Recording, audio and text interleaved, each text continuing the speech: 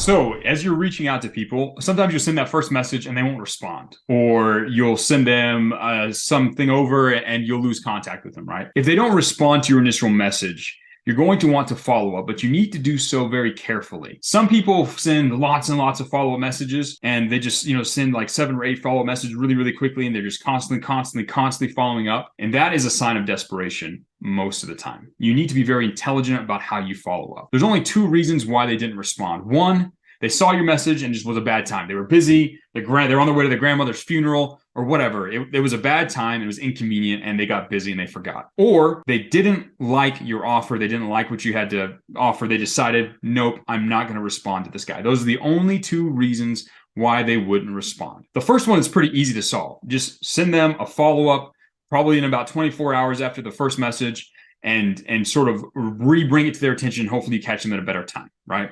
That's really good. You can also maybe ask them a follow-up question or tease something, some additional idea that you have for them, some additional value. That can kind of solve the second one, but you want to make sure that that first follow-up happens about 24 hours after the initial message if they don't respond. And it's something that just sort of brings the attention, it reopens the curiosity, it reopens the desire at a later time. Now, that last one, if they don't like you, they're probably not going to like you, right? Like it's kind of hard to really fix that. You can kind of reverse that if you tease more value or you re-hit the curiosity that you used in your outreach message. But one of the final things you can do here in order to maintain the power dynamic that you want and also to maybe get them to want what you offer, again, is to do what's called the walk away follow-up, where you say, hey, looks like this isn't a priority for you. That's okay. If it ever is, let me know. I'm really busy, got a lot of other things going. See you, bye. Right? That's roughly how the follow that message goes. So you're saying, hey, you wanted this thing. It's not going to be available for you anymore because I'm leaving with it, right? Taking something away from people, the fear of loss is probably one of the greatest things to trigger desire for people. So that's really the only 2 follow-ups I recommend you do. So you send that first follow-up with them in about 24 hours, and then you do the breakup follow-up or the walkaway follow-up 3 to 7 days later, right? Then you can save that prospect and maybe you reach out to them in 2 to 3 months with another offer, but you don't just send a bunch of automated follow-ups right there at the very, very beginning, right? Because that makes you look terribly, terribly desperate. You also need to make sure that your follow-ups are valuable and personalized. If it's just a copy and paste canned message and it makes them think that they're in an automated